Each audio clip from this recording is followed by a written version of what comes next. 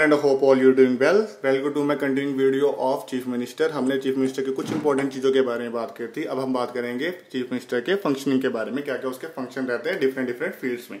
ठीक है, the CM of the state perform function in relation to different categories of people. अलग अलग category of people के related उनके अलग अलग फंक्शन रहते हैं। In relation to the council of minister, in relation to the governor and in relation to the state legislature. इन तीनों के रिगार्डिंग उनके क्या फंक्शन रहते हैं, ये सारा कुछ हम देखते हैं।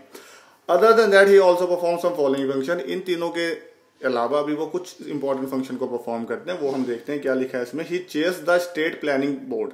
तो जो स्टेट का प्लानिंग बोर्ड होता है कि जो प्लान बनाता है पर्टिकुलर स्टेट के बारे में, उसको ये चेयर करते हैं। चेयर मतलब उसके हेड बन के उनको देखते हैं कि क्या भी जो भी हम प्लान ले सकते हैं पर्टिकुलर स्टेट के रिलेटेड, उनकी मतलब एक तरह से उसको रेगुलेशन करने के लिए, हमारे पर्टिकुलर स्टेट को अच्छे तरीके से चलाने के लिए, तो वो होते हैं। अब यही अगर आप कंपैरिजन करो हमारे सेंट्रल से, सेंट्रल मतलब हमारे जो सरकार है, हमारी जो केंद्र में सरकार हो, उसमें हमारे प्लानिंग कमीशन होता है। ठीक है, प्लानिंग कमीशन को हटा के जो नीति आयोग ले आए थे हमारे नरेंद्र मोदी 2014 में जब वो आए थे, 2015 में लेके आए थे, तो वो लेके आए थे। ठीक है, तो वो वहां के उसके भी हेड होते हैं। तो यहाँ पे इसी से आप याद रख सकते हैं, हमारे सीएम जो होते हैं वो हमारे स्टेट प्लानिंग बोर्ड के हेड होते हैं। आगे देखते हैं।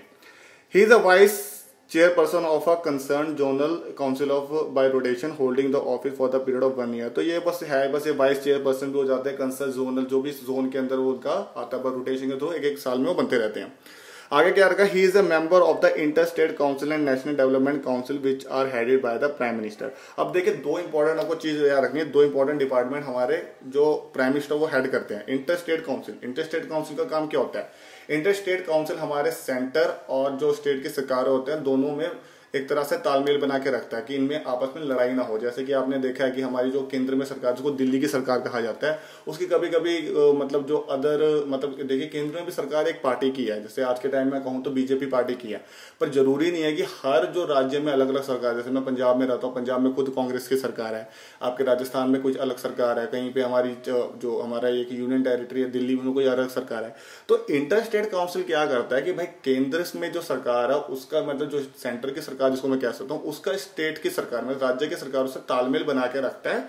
उसमें भी मेंबर होते हैं हमारे कौन, ये चीफ मिनिस्टर, और इसको हेड कौन करता है, हमारा प्राइम मिनिस्टर हेड करता है। और दूसरा कौन है, national development council. National development council भी यही है, भी हमारे डेवलपमेंट के बारे में अलग अलग प्लानिंग और वो चीजें लेके आता है। तो इसके भी मेंबर होते हैं हमारे चीफ मिनिस्टर, और ये भी हेड किया किसके द्वारा जाता है, प्राइम मिनिस्टर द्वारा ये हेड किया जाता है। चलिए आगे देखते हैं।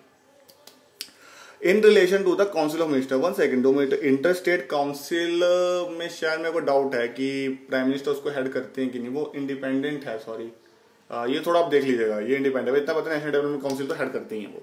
आगे देखते हैं। In relation to the council of minister. अब काउंसिल ऑफ मिनिस्टर के रिगार्डिंग पहला पॉइंट हम देखते हैं कि क्या उनके रिगार्डिंग इनके फंक्शन रहते हैं, किसके, हमारे चीफ मिनिस्टर के। तो चीफ मिनिस्टर का क्या किस तरह के फंक्शन को परफॉर्म करता है चीफ मिनिस्टर हमारे काउंसिल ऑफ मिनिस्टर के regarding. He recommends to the governor on who to appoint a minister. अब देखिए आपको जैसे पता है काउंसिल ऑफ मिनिस्टर होता है, काउंसिल ऑफ मिनिस्टर के ऊपर मैंने सेपरेट वीडियो बना रखी है, अच्छे से प्लीज वो देख लीजिएगा। और मैंने उसमें बात अच्छे से की थी कि एक हमारे अगर सेंट्रल लेवल की बात होती है, उसमें जो काउंसिल ऑफ मिनिस्टर होते हैं वो प्रेसिडेंट अपॉइंट करता है, पर किसकी रिकमेंडेशन से, प्राइम मिनिस्टर के रिकमेंडेशन से। और यहाँ पे क्या हो रहा है स्टेट लेवल पे, यहाँ पे गवर्नर अपॉइंट कर रहा है हमारे काउंसिल ऑफ मिनिस्टर के मेंबर पे, पर किसके रिकमेंडेशन से, यहाँ पे चीफ मिनिस्टर के रिकमेंडेशन। तो देखिए यहाँ पे सब कुछ पैरेलल ही चल रहा है, इससे हमारा यहाँ पे पार्लियामेंट्री स्ट्रक्चर फॉलो हो रहा है, आप देख सकते हैं। ही डेजिग्नेटेड और reshuffle the portfolio of the minister. अब यहाँ पे समझिए, जो हमारा चीफ मिनिस्टर होता है वो काउंसिल ऑफ मिनिस्टर में अलग अलग, काउंसिल ऑफ मिनिस्टर को अलग अलग उसके जो मिनिस्टर्स होते हैं उनको अलग अलग डिपार्टमेंट देता रहता है कि आप ये डिपार्टमेंट के हेड है, आप वो डिपार्टमेंट के मिनिस्टर, आप वो डिपार्टमेंट के मिनिस्टर है। और चीफ मिनिस्टर के पास ही पावर होती है कि उसको रीशफल भी कर सकता है। रीशफल मतलब कि जैसे कि आज इसको ये डिपार्टमेंट दिया था मिनिस्टर को, कल उसको वाला डिपार्टमेंट दे दिया, अगली सरकार में वाला डिपार्टमेंट दे दिया, फिर कभी वाला डिपार्टमेंट दे दिया। तो रीशफलिंग मतलब चेंज कर सकता है हमारा चीफ मिनिस्टर। आगे third point, he can ask a minister to resign. तो कभी भी एक मिनिस्टर को रिजाइन करने के लिए वो कह सकता है, कह रहा है कि भाई तुमने अच्छा काम नहीं किया। और ये बहुत रियरली होता है, कभी उसने अपने डिपार्टमेंट बहुत कुछ खराब काम कर दिया, कुछ मतलब वो एक तरह से कॉन्स्टिट्यूशन का वायलेशन करता पकड़ा गया, या वो किसी करप्शन के चार्जेस में पकड़ा गया, तो वो कहेगा भाई अपनी मिनिस्ट्री में अपने काउंसिल मिनिस्टर को कि भाई तू रिजाइन कर दे, तू यहाँ से अपना रेजिग्नेशन देके हमें सौंप के वापस चल जा। चौथा point, meeting of the council of ministers headed by him. तो ठीक है, जो भी काउंसिल ऑफ मिनिस्टर की मीटिंग होती है हमें पता ही है, हमारा अगर चीफ मिनिस्टर को हेड कर रहा है तो कोई भी मीटिंग में बिना चीफ मिनिस्टर के तो कोई मीटिंग हो ही नहीं सकती। All activities of ministries are guided by and control by the chief minister. तो जो भी एक्टिविटी होगी कोई भी इनके बाद गाइडेड होगी। गाइडेड का मतलब कहने का मतलब क्या है, देखिए कोई भी वो चीज करेंगे तो पहले तो कंसल्ट करेंगे ना मीटिंग में, हमें ये चीज कर रहा हूँ वो चीज कर रहा हूँ, और अगर नहीं कंसल्ट करेंगे तो अगर वो बाद में पकड़े गए तो फिर उनको फिर रिजाइन वगैरह करना पड़ेगा, उन पर कार्रवाई चल जाएगी। इसलिए कोई भी एक्टिविटी होती है वो चीफ मिनिस्टर के पूछे बिना कोई एक्टिविटी होती ही नहीं है। तो इसलिए काउंसिल ऑफ मिनिस्टर बना, डिसिप्लिन होता है कि पहले कोई हम एक चीज हम पूरे काउंसिल ऑफ मिनिस्टर में मीटिंग में हम डिसाइड करेंगे, फिर सबकी सलाह होगी, उसके बाद जो हमारा हेड है चीफ मिनिस्टर, अगर वो हमें वो एक तरह से क्या कहते हैं वो दे देता है, एग्री हो जाता है उस पर्टिकुलर चीज में, उसमें अपनी वो एसिग्नेशन अपने एक एसेंट दे देता है, तब जाके वो चीज फॉलो होती है। तो कोई भी एक्टिविटी हमारे बिना सीएम के तो चल ही नहीं सकती।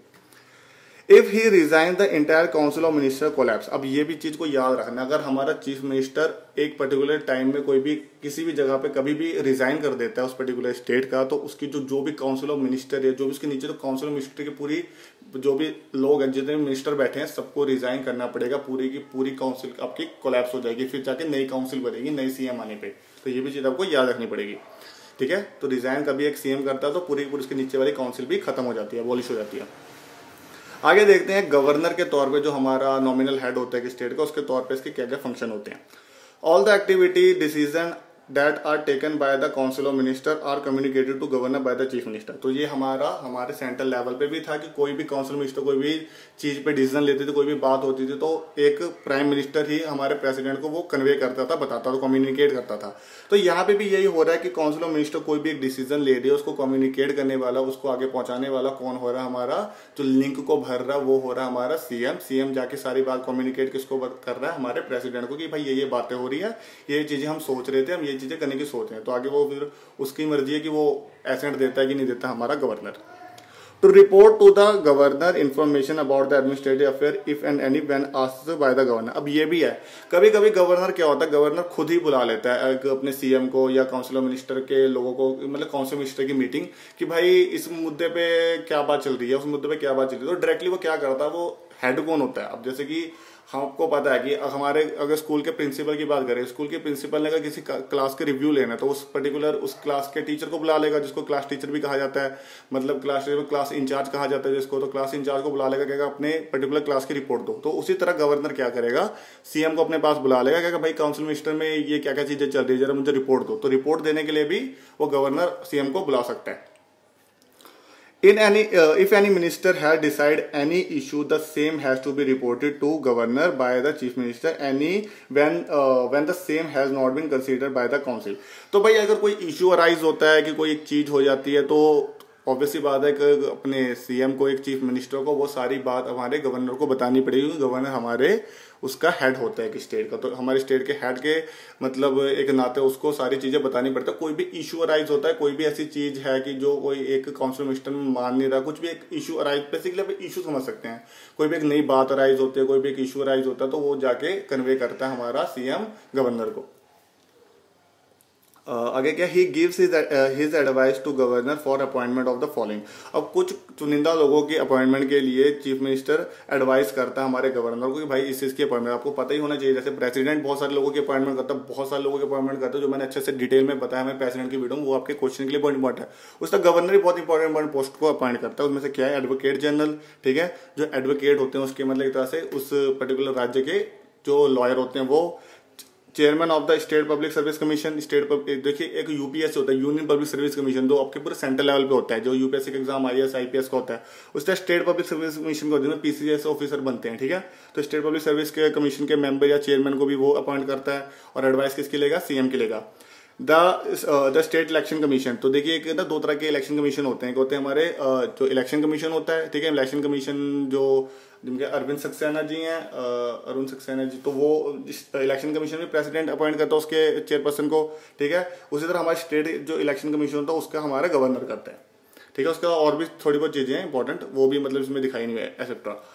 इन relation to the state legislature, अब देखिए लास्ट में ये है कि स्टेट लेजिस्लेचर के रिगार्डिंग उसका क्या रोल है, क्या फंक्शन होता है हमारे सीएम का, तो वो देखते हैं।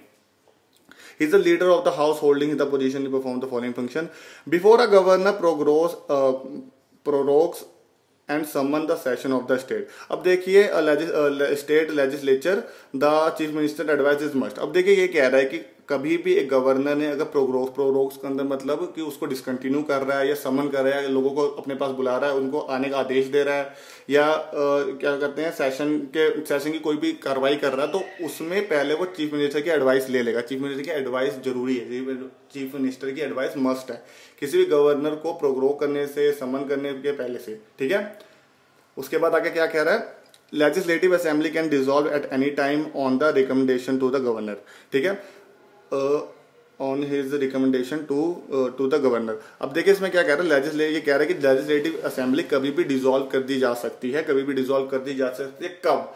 जब एक चीफ मिनिस्टर अपने रिकमेंडेशन दे देगा गवर्नर को कि भाई मेरे को सही नहीं लग रहा कि ऐसे इस टाइम आप एक पर्टिकुलर सेशन को या पर्टिकुलर असेंबली को डिसॉल्व कर दो, तो on the recommendation of any chief minister a governor can dissolve a session और अ लेजिस्लेटिव असेंबली। अगर थर्ड पॉइंट क्या कह रहा है, all government policy are announced by him on the floor of the house. तो अब कोई भी गवर्नमेंट की नई पॉलिसी होती है, कोई भी नई चीज होती है, तो वो क्या होता है, वो कौन अनाउंस करेगा, हमारा चीफ मिनिस्टर अनाउंस करता है। Floor of the house, floor of the house मतलब होता है कि किसी भी मतलब जो आपकी लेजिस्लेटिव असेंबली या लेजिस्लेटिव काउंसिल होता है उसमें खड़े होकर, ठीक है, उसमें खड़े होकर सारे लोगों के सामने कोई नई जो पॉलिसी होती है गवर्नमेंट की जो उन्होंने बनाई है या नई चाहते हैं कि सारे लोगों को पता लगे, तो वहां पे आके वो सबके सामने अनाउंस कर सकता है, ठीक है। तो on the floor of the house का मतलब ये होता है कि सबके सामने वहां पे आके अनाउंस कर सकता है। तो ये सारी चीजें बाकी आप यहाँ पे देख सकते हैं relationship between the chief minister ने, तो बाकी सारी इंपॉर्टेंट चीजें होती है, इतना कोई ज्यादा इंपॉर्टेंट नहीं है। तो मैंने आपको मेन चीजें सारी बता दी हैं। तो हमने स्टार्ट किया था चीफ मिनिस्टर के बारे में, उनके बाद कैसे चीफ मिनिस्टर को क्या कहा जाता है, जैसे कि उसमें वो हेड होते हैं, एग्जीक्यूटिव हेड, तो नॉमिनल हेड तो हमारे गवर्नर होते हैं, ठीक है। बाकी वो कैसे कैसे काम करते हैं, अपॉइंट जो चीफ मिनिस्टर होते हैं उनको अपॉइंट किया जाता है हमारे गवर्नर द्वारा। गवर्नर भी उसी को अपॉइंट करेगा एज ए चीफ मिनिस्टर जिसकी पार्टी मेजोरिटी में हो लेजिस्लेटिव असेंबली में, ठीक है। उसके बाद फिर वो कैसे मेजोरिटी में आता है, अलग अलग क्या क्या कंडीशन होती हैं। फिर प्रेसिडेंट का ऑफिस के बारे में बताया कि कैसे कैसे उनको रिमूव किया जा सकता है। कभी उनको रिमूव, जब उनकी पार्टी एकदम से मतलब मेजोरिटी हटा ले तभी उनको रिमूव किया जा सकता है। बाकी अलग अलग तरीके पर, जैसे कि चीफ मिनिस्टर के क्या क्या फंक्शन हो, हमने बात की काउंसिल ऑफ मिनिस्टर के रिगार्डिंग, गवर्नर के रिगार्डिंग और स्टेट लेजिस्लेटिव के रिगार्डिंग। तो ये सारा कुछ अब देख सकते हैं, ठीक है। Thank you for your time.